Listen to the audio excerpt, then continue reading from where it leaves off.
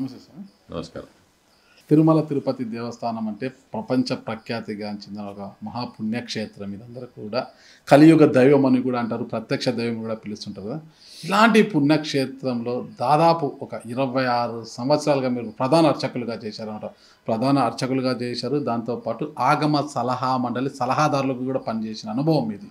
అంటే ఇంతటి మహాక్షేత్రంలో, మహాపుణ్యక్షేత్రంలో ప్రధాన అర్చకులుగా చేసిన డాక్టర్ ఏవి రమణ దీక్షితులు గారి గురించి మా యూటీవీ నుంచి మీకు తెలియని కొన్ని వివరాలు అందించాలని నా చిన్న కోరిక. అందుకు మీ కుటుంబ నేపథ్యం గురించి, మీ విద్యాభ్యాసము ఎక్కడ పూర్తి చేశారు ఏంటనే కొన్ని వివరాలు అందిస్తారా? ఓం శ్రీ వెంకటేశాయ నమః. ప్రధాన అర్చకులుగా 26 సంవత్సరాలు చేసిన అంతకుముందు 1974 నుంచి మిరాసుదారుగా స్వామివారికి కైంకర్యాలు చేస్తూ వచ్చాను. అంటే సుమారుగా ఇప్పటికీ 50 సంవత్సరాలుగా స్వామివారి సేవలో ఉన్నాను. ఇది మా కుటుంబం అనాదిగా కొన్ని శతాబ్దాలుగా స్వామివారి సేవలో తరిస్తూ, ఆ కుటుంబంలో పుట్టిన మగ సంతతి అందరూ కూడా స్వామివారి యొక్క సేవలో తరించేటట్లుగా పెద్దవారి యొక్క సంకల్పం కాబట్టి స్వామివారి యొక్క అనుగ్రహంతో ఇన్ని శతాబ్దాలుగా స్వామివారి కైంకర్యం చేస్తూ వచ్చాం. తిరుపతిలోనే పుట్టి తిరుపతిలోనే విద్యాభ్యాసం అంతా జరిగింది. తిరుపతి అంటే ఇక్కడ చుట్టుపక్కల ఏ గ్రామం సార్? తిరుపతి ప్రాపర్ టౌన్లోనే ఓకే ఓకే. విద్యాభ్యాసం జరిగింది. ఎలిమెంటరీ స్కూల్ కానీ, హై స్కూల్ కానీ, మున్సిపల్ హై స్కూల్లో చేశాను. అమ్మ నాన్న పేరు తెలుసుకోవచ్చా సార్? తండ్రి గారి పేరు వెంకటపతి దీక్షితులు వారు, తల్లి గారి పేరు సౌభాగ్యమ్మ గారు. ఎంతమంది సంతానం వారికి మీరు? నేను ఒక్కడనే సంతానం. ఒకరే సంతానం. ఎస్వి ఆర్ట్స్ కాలేజీలో బీఎస్సీ చేశాను, కెమిస్ట్రీ, బాటనీ, జువాలజీలో. ఓకే. తర్వాత వెంకటేశ్వర యూనివర్సిటీలో జువాలజీలో ఎంఎస్సీ చేశాను 67, 69లో. తర్వాత అదే డిపార్ట్మెంట్లోనే పిహెచ్డి చేశాను ప్రొఫెసర్ సత్యలింగ స్వామి వారి దగ్గర. టాపిక్స్? పిహెచ్డి టాపిక్ వచ్చి some aspects of enzyme regulation in goat liver homogenates okay, with special reference to ammonia metabolism అని. శరీరంలోని వ్యర్థ పదార్థాలు అన్నీ నైట్రోజన్ రూపంలో బయట వెళ్తుంటాయి. వాటి యొక్క సాంద్రత దేహంలో ఏ కొద్దిపాటి భేదం కలిగినా కూడా ప్రాణాంతకం అయిపోతుంది. దాన్ని ఒక క్షేమమైన కొలతలతో మెయింటైన్ చేయడం అనేది ఒక సిస్టమ్ మన దేహంలో ఉంటుంది. అది ఎలా పనిచేస్తుంది అనేది నా పిహెచ్డి వర్క్. అది 1977లో పిహెచ్డి అవార్డు అయింది. నా 3 థీసిస్లు కూడా, 3 కాపీస్ కూడా అమెరికాలోనే వాల్యుయేషన్ అయింది అప్పట్లో ఉన్న సిస్టమ్ ప్రకారం. అమెరికాలో వాల్యుయేషన్. ఓకే. అప్పుడు వారు నా పిహెచ్డి థీసిస్ యొక్క స్టాండర్డ్ చూసిన తర్వాత మనుషుల్లో లివర్ క్యాన్సర్ మీద వర్క్ చేయడానికి నన్ను అక్కడికి పిలిచారు. కానీ వైఖానస ఆగమ శాస్త్ర ప్రకారంగా వైఖానస అర్చకులు ఎవరు విదేశీ ప్రయాణం చేయకూడదని, విదేశీ ప్రయాణం చేసి వస్తే ధర్మభ్రష్టత్వం కలుగుతుందని, అందువల్ల స్వామివారికి సేవలు చేసే అధికారం కోల్పోతారు. అందుకని నేను ఆ అవకాశాన్ని వదులుకోవాల్సి వచ్చింది. అదే సమయంలో మా తండ్రి గారు పరంపదించడం వల్ల నేను శ్రీవారి కైంకర్యాల్లోకి ప్రవేశించవలసి వచ్చింది. అది 1974లో పిహెచ్డి చేసేటప్పుడే జరిగింది.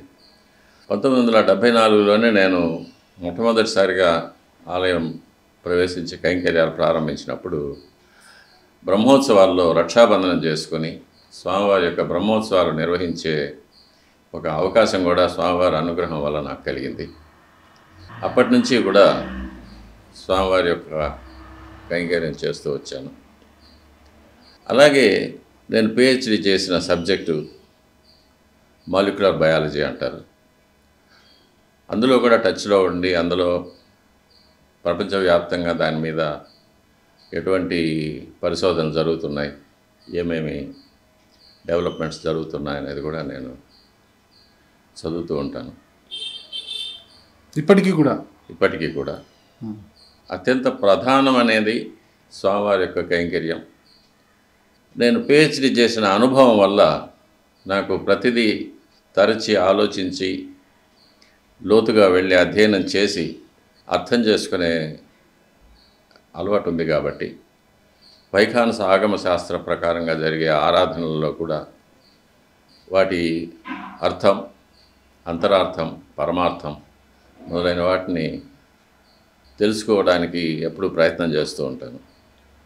ఇందులో నాకు తెలిసిన ఒక మహత్తరమైన విషయం ఏంటంటే, ప్రాచీనులైన మన మహర్షులు, అది వైఖానస ఋషులు కానీ లేక ఇతర మహర్షులు కానీ బ్రహ్మర్షులు కానీ వారందరూ కూడా వారందరి యొక్క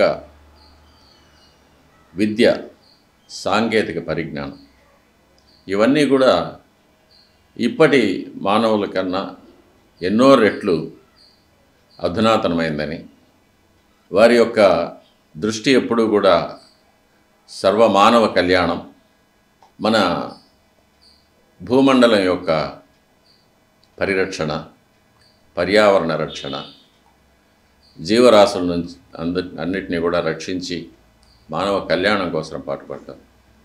జాతి మత భేదాలు లేకుండా సర్వమానవ సమానత్వం, ఇవన్నీ కూడా వారు ఎప్పుడూ పాటిస్తూ వచ్చేవారు. ఇది మనం ముఖ్యంగా వారి దగ్గర నుంచి నేర్చుకోవాల్సిన విషయాలు ఇవన్నీ. ఇంతేకాకుండా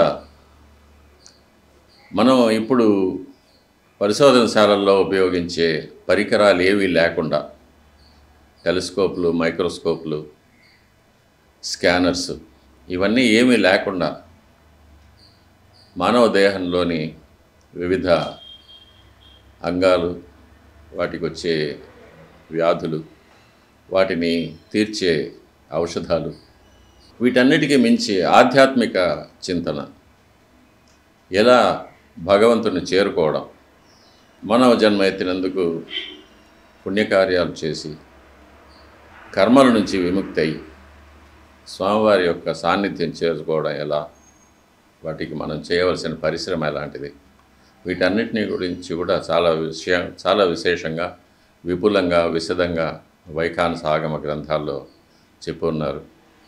అది నేను నేర్చుకుంటూ ఉన్నాను. నిత్య విద్యార్థి మీరు. మనిషి పుట్టినప్పటి నుంచి చనిపోయే వరకు ప్రతిరోజు ఏదో ఒక కొత్త విషయం నేర్చుకుంటూనే ఉంటాడు. మనిషి ఎప్పటికీ నిత్య విద్యార్థి. కాబట్టి దీనివల్ల నేను పిహెచ్డి చేసిన అనుభవం వల్ల, నేను స్వామివారి కైంకర్యం చేసే అవకాశం వల్ల నా దృక్పథం, నేను ప్రపంచాన్ని చూసే విధం ఎంతగానో మారిపోయింది.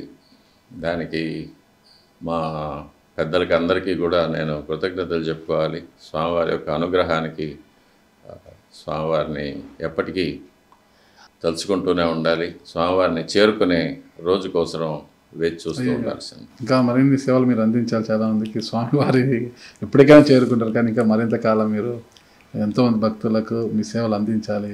అప్పుడే అలా కోరుకోవద్దండి. ఇవన్నీ అశాశ్వతం అనేది ముఖ్యమైన విషయం. స్వామివారి పేరు మీ నోటి నుంచి వస్తుంటే మీ కళ్ళు చెమరుస్తున్నాయి. స్వామివారి పట్ల మీకున్న ఆరాధన, దైవము, విశ్వాసము అదన్నీ కూడా, ఇవన్నీ అశాశ్వతం, భౌతికమైనది. మన భౌతికమైన ఇంద్రియాలకు శ్రోత్రం, చక్షు, రసన, నాసాహ, మనం తాకగలిగింది, చూడగలిగింది, రుచి చూడగలిగింది, మనం స్పర్శించగలిగింది, మనం వినగలిగింది, మనం ఘ్రాణించగలిగింది, ఇవన్నీ కూడా అశాశ్వతం. వీటన్నిటికీ మించి ఒక పరమాత్మ ఉన్నాడు. ఆయన చేరుకోవడమే మానవ లక్ష్యం. ఈ ఆత్మ ఎన్నో లక్షల జన్మలు ప్రయాణం చేసి, ఎన్నో కర్మలు చేసి, చివరిగా ఆ జ్ఞానం కలిగి ఆ కర్మ నుంచి విముక్తి, తిరిగి పరమాత్మలో ఐక్యమైపోయే సాయుధ్యం అనే పరమపదాన్ని పొందగలిగినప్పుడే అది మనిషి యొక్క ఆత్మకు ఒక శాశ్వతత్వం కలుగుతుంది. ఆత్మ ఎప్పటికైనా ఆ పరమాత్మని చేరుకోవాల్సిందే. కానీ ఉన్నన్ని రోజులు మనం ఏం చేశాము, మన వల్ల ఈ సమాజానికి కావచ్చు, ప్రజలకు కావచ్చు ఏం మంచి జరిగింది అనేది ఇక్కడ మన ప్రశ్న. ఇప్పుడు అదే మీరు చేస్తున్నారు. దేవుడి సన్నిధిలో ఆయనకు సేవ చేసుకుంటూ ఆయన దగ్గరికి వచ్చే కోట్ల మంది భక్తాదులకు పరమాత్ముడికి వారధిగా నిలబడి ఆయన తరపున మీరు వాళ్ళని ప్రార్థించి వీళ్ళకు మేలు జరిగేలా కోరుకుంటారు. అదే గొప్ప ఈ అది వైఖానస ఆగమనంలో చిన్న విషయంగా చెప్తారు. ప్రతి అర్చకుడు కూడా ఇంట్లో గృహారాధన పెట్టుకుంటారు. ఓకే, నేను కూడా ఇంట్లో ఆరాధన చేసుకుంటాను రోజు, ప్రతిరోజు. చూస్తేనే అర్థమవుతుంది స్వామివారి పూజ రూమ్ వేరేగా ఉంటుంది. అవునా? ఓకే, అక్కడ శాస్త్ర ప్రకారంగా విగ్రహాలు అవి ఉంటాయి. ప్రతిరోజు ఆరాధన చేసుకుంటాం. తర్వాత స్వామివారి దేవాలయానికి వెళ్ళి స్వామివారికి ఆరాధన చేస్తాం. గృహారాధన అనేది స్వార్థం. నేను నా కుటుంబం బాగుండాలి, క్షేమంగా ఉండాలని గృహంలో ఆరాధన చేసేటప్పుడు స్వామివారి దగ్గర కోరుకుంటాం. ఆలయార్చనం పరార్థం. దేవాలయంలో వెళ్ళి స్వామివారికి పూజ చేసేటప్పుడు నేను బాగుండాలని మనం అడగకూడదు. లోకా సమస్త సుఖినో భవంతు. ఆయన దర్శనం కోసం వచ్చే భక్తులు కావచ్చు, లోకం బాగుండాలి, క్షేమంగా ఉండాలి, లోకులు పాలకులు క్షేమంగా ఉండాలి. పాలకులు ఎప్పుడు క్షేమంగా ఉండాలి? ధర్మాన్ని పాలించి విజయులై క్షేమంగా ఉండాలి అనేది పరార్థం. లోకమంతా క్షేమంగా ఉండాలి. కాబట్టి దేవాలయంలో నేను ఎప్పుడు లోకమంతా క్షేమంగా ఉండాలనే కోరుకుంటాను. ఇంటిలో నా పర్సనల్, నా గాడ్, నా దేవుడు, నా కుటుంబం నేను కోరుకుంటాను స్వామివారి దగ్గర. కానీ అక్కడ ఇక్కడ ఉన్నది ఒకే పరమాత్మే, ఒకరే. ఎక్కడ చూసినా ఒకరే, ఆయన సర్వాంతర్యామి. అది అంటే గురుగారు చూస్తే మీరు సైన్స్ సబ్జెక్ట్ చదివారు, అంటే ఏమన్నా డాక్టర్ కావాలనుకొని కాలేక డాక్టరేట్ అంటే పిహెచ్డి చేసి డాక్టరేట్ తీసుకున్నారా, లేదా డాక్టర్ కావాలన్న కోరిక ఏమైనా ఉండిందా మీకు? మొదట్లో ఉండేది. అది పియూసీలో డిస్టింక్షన్ వచ్చింది, అప్లై చేశాను. నాతో కూడా చదువుకున్న వాళ్ళకి 2-3కి డాక్టరేట్ వచ్చింది, డాక్టర్ ఎంబీబీఎస్ సీట్ వచ్చింది. కానీ నాకు రాలేదు. సరే, తర్వాత సైన్స్లో ఉండే ఇంట్రెస్ట్ వల్ల పిహెచ్డి చేశాను. డాక్టర్ కాలేదనే నిరాశతో కాదు, కానీ ఎందుకు నాకు డాక్టర్ చదువు అవ్వలేదనేది నాకు మనసులో ఒక సందేహం ఉంటూ ఉండేది. తర్వాత చాలా ఏళ్ల తర్వాత దానికి నాకు సమాధానం దొరికింది. ఎందుకంటే ఒక అర్చకుడిగా నేను శవాలను డిసెక్ట్ చేయడం అనేది శాస్త్రం ఒప్పుకోదు, కరెక్టే అంటే అవుతుంది. కాబట్టి అర్చకత్వంలోకి వెళ్ళాలి అని మీకు అంటే విద్యార్థి దశ నుంచే ఉన్నిందా స్వామి? చిన్నతనం నుంచే వస్తుంది అది. అర్చకత్వం నుంచి ఆ మైండ్ సెట్లోనే పెద్దవాళ్ళు పెంచుతారు నన్ను. ఓకే, అంటే 8వ సంవత్సరంలోనే ఉపనయనం అవుతుంది కాబట్టి, బ్రహ్మోపదేశం అవుతుంది కాబట్టి, అప్పటి నుంచే సంధ్యావందనము స్వామివారికి ఇంట్లో గృహారాధనలో తాతగారి దగ్గర, తండ్రి గారి దగ్గర అవి నేర్చుకోవడము, లఘు తిరువారాధన నేర్చుకోవడము, మడి ఆచారము. స్కూల్కి వెళ్ళి వస్తే, ఎలిమెంటరీ స్కూల్ అయినా సరే వెళ్ళి వస్తే ఆ బట్టలు బయట వదిలేసి మళ్ళీ లోపలికి వెళ్ళి వేరే బట్టలు కట్టుకోవడం, ఎంగిల్ చేయకుండా ఉండడము, ఎక్కడంటే అక్కడ తినకుండా ఉండడము, రాత్రిపూట ఎక్కువ బయట తిరగకుండా ఉండడము, సాయంకాలం 6 గంటలైతే ఇంటికి వచ్చేసేయాలి ఎక్కడ ఆడుకున్నా. వేదం చదివారా స్వామి? అంతా తండ్రి గారి దగ్గర, తాతగారి దగ్గర నేర్చుకున్నది. నాకు వేద పాఠశాలకు వెళ్ళి నేర్చుకునేంత అవకాశం లేకుండా పోయింది. ఎందుకంటే మీకు తెలుసు, సైన్స్లో పిహెచ్డి అంటే 24 గంటలు ల్యాబ్లో ఉండాలి, లైబ్రరీలో ఉండాలి. ఇంట్లో ఉండే టైం కూడా చాలా తక్కువ. అది యుక్త వయసు.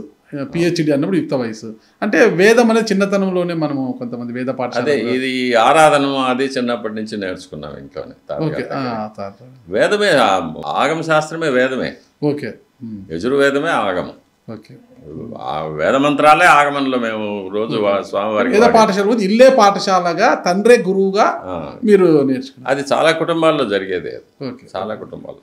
యూనివర్సిటీలో అంటే ఎస్వి యూనివర్సిటీ ఈ రాష్ట్రానికి, దేశానికి ఎంతో మంది పెద్ద పెద్ద నాయకులను అందించింది. అంటే మీరు పిహెచ్డి చేసే రోజుల్లో, మీరు ఎస్వి యూనివర్సిటీలో ఎంఎస్సి కానీ పిహెచ్డి చేసే రోజుల్లో, అంటే మీతో పాటు ఎవరు చదువుకునేవారు? అంటే ఇప్పుడు అదే రోజుల్లో రాజశేఖర రెడ్డి గారు గుల్బార్గా నుంచి ఇక్కడికి ట్రాన్స్ఫర్ అయ్యి వచ్చారు, ఇక్కడ డాక్టర్ చేసి ఎంబీబీఎస్ చేసేవారు. చంద్రబాబు నాయుడు గారు ఇక్కడే పీజీ చేశారు. పెద్దిరెడ్డి రామచంద్రారెడ్డి గారు ఇక్కడే చదువుకున్నారు. ఇప్పుడున్న వాళ్ళందరూ కూడా మీతో పాటు చదువుకున్నారు స్వామి? చంద్రబాబు నాయుడు గారు, పెద్దిరెడ్డి గారు అందరూ నాకు ఒక 2 సంవత్సరాలు 3 సంవత్సరాలు జూనియర్స్గా చేశారు. నేను పిహెచ్డి చేసేటప్పుడు వాళ్ళు ఉన్నారు, ఎంఫిల్ చేశారు వాళ్ళు ఉన్నారు. మోహన్ బాబు గారు ఉన్నారు, మోహన్ బాబు. ఎస్పి బాలసుబ్రహ్మణ్యం నాతో పాటు చదివారు. మీతో పాటు అవును. మీ క్లాస్ ఆర్ట్స్ కాలేజీలో డిగ్రీలో చేశారు. ఈ మధ్య న్యూయార్క్లో కూడా మాట్లాడుతూ చెప్పారు నా క్లాస్మేట్ రమణ దీక్షితులని. కాబట్టి అంటే డిగ్రీలో క్లాస్మేట్ ఒకటే క్లాస్. అవును. ఓకే, సైన్స్ ఆయన కూడా బిఎస్సీ. రాజశేఖర రెడ్డి గారితో పరిచయం ఉంది, ఆయన మెడిసిన్ బయట చదివారు కదా. రాజశేఖర రెడ్డి గారితో పరిచయం ఉంది కానీ నాతో చదవలేదు ఆయన. ఓకే, ఆయన బయట పరిచయం ఉంది. బయట పరిచయం. ఎలా పరిచయం ఉండేది? బయట పరిచయం చాలా అభిమానంగా ఉండేది. అంటే బయట కదా ఆయన చదివింది, ఇక్కడ యూనివర్సిటీ అంటే మీరు ఆయన ఇక్కడ చదవలేదు. అదే తిరుపతికి వచ్చి మెడిసిన్ పూర్తి చేశారు. అదే గుల్బర్గా నుంచి ఇక్కడికి ఏదో ట్రాన్స్ఫర్ వచ్చారు. నాకు పరిచయం, నాకు మెడికల్ కాలేజ్తో పరిచయం లేదు. ఆర్ట్స్ కాలేజ్ యూనివర్సిటీ అయితే పరిచయం. మరి ఆయన ఎలా పరిచయం మీకు అప్పుడు విద్యార్థి దశలో? రాజశేఖర రెడ్డి గారు విద్యార్థి దశలో పరిచయం తర్వాత సీఎం అయిన తర్వాత, సీఎం కావడానికి ముందు పరిచయం అయ్యారు అంతే. ఓకే, అదే గురుగారు పిహెచ్డి చేశారు, థీసిస్ అమెరికాలో థీసిస్ మీద ఇది జరిగింది, అంత జరిగిందా? అంటే ఒక సూటు బూటు వేసుకుని టక్ చేసుకొని ప్రొఫెసర్గా వెళ్ళకుండా స్వామివారి సేవకే పాత్రలు కావాలని ఎందుకు అనుకున్నారు? ప్రొఫెసర్ ఇది అసలు ఇది కదా, దాన్నే విధి అంటారు. అంటే చిన్నప్పటి నుంచి ఎంత చదివినా అర్చకుడు కావాలనేది ఒకటి. అంటే మన అలవాట్లన్నీ కూడా దాని ప్రకారమే ఉంటుంది. ఇంట్లో పెద్దవాళ్ళు అలాగే పెంచుతారు. బయట ఎక్కడ ఏది ఆహారం తీసుకోకూడదని, ఫ్రెండ్స్ కూడా సెలెక్ట్ చేసుకోవాలి. తర్వాత ఎక్కువ బయట తిరగకూడదు అనేది. మనం మాట్లాడే భాష కూడా ఉంటుంది, వల్గర్గా మాట్లాడకూడదు అనేది ఉంటుంది. అంటే ఎప్పటికైనా నేను అర్చకుడు కావాల్సిందే అనే మైండ్ సెట్లో ఉండిపోతాం. పిహెచ్డీ చేసినా కూడా అర్చకుడు కావాల్సిందే అనే మైండ్ సెట్. అందులో ఒకే కొడుకు కాబట్టి, నేను తప్ప ఇంకెవరు లేరు కాబట్టి, మీ వంశస్థులు అర్చకత్వంలోనే ఉంటున్నారు కాబట్టి నేను తప్పకుండా చేయాల్సి వచ్చింది. సార్, మీ అర్చకత్వం వంశస్థులు ఎన్ని దశాబ్దాలుగా ఇక్కడ చేస్తున్నారు? అసలు ఆగమ శాస్త్ర ప్రకారంగా, వెంకటాచల మహత్యం ప్రకారంగా స్వామివారి ఎప్పుడైతే భూమి మీద అవతరించారో ఆ రోజు నుంచి వైఖానస ఆగమ శాస్త్ర ప్రకారంగా స్వామివారికి ఆరాధనలు జరుగుతుంది. కాబట్టి స్వామివారు స్వయంభూ మన్వంతరంలో వేయించేశారు భూలోకానికి. స్వయంభూ మన్వంతరం ఇప్పుడు వైవస్వత మన్వంతరం జరుగుతుంది శ్వేతవరాహ కల్పంలో.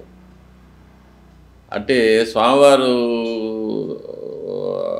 సుమారుగా 170 కోట్ల సంవత్సరాల ముందు స్వామివారు భూలోకానికి అవతరించారు. ఆ రోజు నుంచి ఈ రోజు వరకు వైఖానస ఆగమ శాస్త్ర ప్రకారంగా స్వామివారికి ఆరాధన జరుగుతుంది. ఇప్పుడు ప్రస్తుతము ఇక్కడ స్వామివారికి అన్నీ కూడా పద్ధతిగా అన్నీ కూడా జరుగుతున్నాయి కదా స్వామి? జరుగుతున్నాయి. ఏదో చిన్న చిన్న ఉండొచ్చు, కొన్ని మార్పులు అనేది కాదు. కాకపోతే భక్తుల తాకిడి ఎక్కువ కావడం వల్ల కొంచెం కాల నియమాలు మార్చడం, అటువంటివి కొంచెం త్వరగా చేయడం, ఇలాంటివి జరగచ్చు. కానీ ఎంత అవసరం పెట్టినా అర్చకులు మాత్రం శాస్త్ర ప్రకారంగా వీలైనంత వరకు జరుపుతూనే ఉన్నాం. అర్చకులైనా సాధారణ మానవులైనా ఎవరికైనా కూడా కనీసం ఒక 5 గంటలు 6 గంటలు 8 గంటలు ఒక 5 గంటల పాటు కునుకు తీయాలి, లేకపోతే శరీరం అలసిపోతుంది. అలాంటిది కలియుగ దైవము, ఆయన కూడా మానవ మాత్రమే అంటారు, ఒక దైవం ఆయనకు అసలు కంటి మీద కునుకు లేకుండా పోతుంది. అంటే 1960 వరకు నాకు తెలిసి వచ్చేసి తెల్లవారుజామున 5 గంటలకు స్టార్ట్ అయితే స్వామివారి పూజ కైంకర్యాలు సాయంత్రం 6 గంటలకు క్లోజ్ అయింది. ఇప్పుడు సుప్రభాతం సేవతో స్వామిని మేల్కొల్పి తర్వాత మళ్ళా అర్ధరాత్రి 1:30 వరకు అరగంట పాటు అలా పవలింపు సేవ ఇచ్చేసి తర్వాత మేల్కొల్పుతున్నారు. స్వామివారికి కంటి మీద కునుకు లేకుండా పోతుంది. అలా నిలుచొని వచ్చే లక్షలాది మంది భక్తులకు వరాలు ఇస్తూనే ఉన్నారు. అది అప్పుడప్పుడు అధికారులకు అర్చకులకు మధ్య ఇది ఒక చిన్న అభిప్రాయ భేదం ఏర్పడుతూ ఉంటుంది. భక్తుల యొక్క తాకిడి ఎక్కువ వల్ల అధికారులకు ఏమంటే వీలైనంత మంది ఎక్కువ మంది భక్తులకి దర్శనం కలిగించేసి వాళ్ళను పంపించేయాలనేది వాళ్ళ దృష్టి. మాకేమో స్వామివారికి ఎటువంటి లోపం లేకుండా ఆరాధన జరగాలనేది మాకు. ఈ రెండిటి మధ్య అప్పుడప్పుడు కొంచెం అభిప్రాయ భేదాలు వస్తుంటాయి. కానీ రాత్రి 12 గంటలకు తలుపులు మూసి 3 గంటలకు సుప్రభాతం చేయొచ్చు అనేది శాస్త్ర ప్రకారంగా మేము ఒప్పుకున్న విధం. దాని ప్రకారమే జరగాలని అధికారులు ఒప్పుకున్నారు, మేము మా సలహా ఇచ్చాము. కానీ ఒక్కొక్కసారి మరీ క్యూ లైన్లో ఉండే భక్తులను త్వరగా పంపించేయాలని వాళ్ళ సౌకర్యం కోసం. ఎందుకంటే స్వామివారు ఇక్కడ ఉన్నదే భక్తులను అనుగ్రహించడం కోసం. కాబట్టి ఆయనకు భక్తులను అనుగ్రహించి త్వరగా చేయాలనేది ఆయనకు ఒక సంతోషకరమైన విషయమే. కాబట్టి కొంచెం కొన్ని నిమిషాలు ఇలా అలా జరుగుతూ ఉంటుంది. పాలకుడు ఉన్నది కూడా రాష్ట్ర ప్రజలను పాలించడానికే. మరి పాలకుడు 24 గంటలు కూడా సమాజ హితం కోసమే పాటుపడుతుంటారా స్వామి? ఆయనకు ఒక సమయం ఉంటుంది, సార్ బిజీ లేదు, ఈ టైం లేదు అంటుంటారు. పాలకుడు అంటే ఈయన కూడా ఒక పాలకుడే. లోక కళ్యాణం కోసము, లోక హితం కోసము పాటుపడే పాలకుడు ఈయన. ఈ పాలకుడికేమో కరెక్ట్ సమయం వచ్చింది, రాత్రి 9 అయినా 8 అయినా ఇక నో అపాయింట్మెంట్స్. పాలకులకు ఎవరికైనా కూడా పొద్దున మళ్ళా సారు ఎప్పుడు లేసి వస్తే అప్పుడే అపాయింట్మెంట్. మరి ఈ పాలకుడికి సమయము ఏమి ఉండదా, కునుకుండదా, విశ్రాంతి ఉండదా? ఈ పాలకుడు ఇది లౌకికమైన ప్రశ్న. ఇది దీనికి నాకన్నా వాళ్ళ అధికారులే బదులు చెప్పడానికి అర్హులు, నేను చెప్పడానికి లేదు. స్వామివారి సేవలో నిత్యం ఆయన సేవ చేసుకుంటూ మీరు ప్రధాన అర్చకులుగా పనిచేశారు. అంటే ఆగమ సలహా మండలిలో ఎన్నో సలహాలు ఇచ్చిన వారు మీరు. అంటే మీలాంటి పెద్దలే చెప్పాలి ఇది. అదే చెప్పాను కదా, 12 గంటలకు తలుపులు వేసి 3 గంటలకు సుప్రభాతం చేయవచ్చని మేము ఒప్పుకున్నాం. శాస్త్రాన్ని అనుసరించే చెప్పాము ఆ మాట కూడా. కానీ స్వామివారి విషయంలో విరుద్ధంగా జరుగుతుంది. అంటే సమయపాలన, అంటే సమయం తక్కువగా ఉండటంతో నైవేద్యం అనేది వెంటనే పెట్టేసి లేదు అలాంటిది ఏం జరగడం లేదు. మామూలు ప్రకారంగా త్రికాల ఆరాధనలు, ప్రాతకాల, మాధ్యాహ్నిక, సాయంకాల ఆరాధనలు సమయం ప్రకారమే జరుగుతూ ఉన్నాయి. ప్రాతకాల ఆరాధన సూర్యోదయం సమయంలో, మాధ్యాహ్నిక ఆరాధన అపరాహ్నంలో, సాయంకాల నివేదన సూర్యాస్తమానం తర్వాత జరుగుతూ ఉంటుంది. కానీ గురువారం, శుక్రవారం ఆర్జిత సేవల వల్ల మాధ్యాహ్నిక ఆరాధన కొంచెం ముందుకు వస్తుంది. అప్పుడు కాల వ్యవధి తక్కువగా ఉండడం వల్ల. అంతకన్నా ఒకేసారి 2 నైవేద్యాలు పెట్టడం అనేది ఎప్పుడు జరగలేదు, ఎప్పుడు జరగదు కూడా. ఈవెన్ వైకుంఠ ఏకాదశి లేక జనవరి 1వ తేదీ అలాంటి విశేషమైన యాత్రికుల తాకిడి ఎక్కువ ఉండే సమయాల్లో కూడా ఉదయం ప్రాతకాల ఆరాధన కొంచెం ముందుగా జరిగినా కూడా అపరాహ్నం మధ్యాహ్నిక నివేదన కానీ సాయంకాల నివేదన కానీ సరిగ్గా సమయానికే జరిగేటట్లే చూసుకుంటాం. కొన్ని సమయాల్లో కొన్ని నిమిషాలు తేడా రావచ్చేమో కానీ ముఖ్యమైన ఆరాధనల క్రమాల్లో ఎప్పుడు ఎటువంటి మార్పులు జరగడానికి మేము ఒప్పుకోము, మేము చెయ్యము కూడా. కాబట్టి అది చిన్న అడ్జస్ట్మెంట్లు ఉంటాయి అంతే. అంతకన్నా పెద్ద మార్పులు అనేది కానీ స్వామివారికి అపచారం జరగడం అనేది కానీ ఉండదు. Thank you sir. నమస్కారం. ఓం శ్రీ వెంకటేశాయ నమః.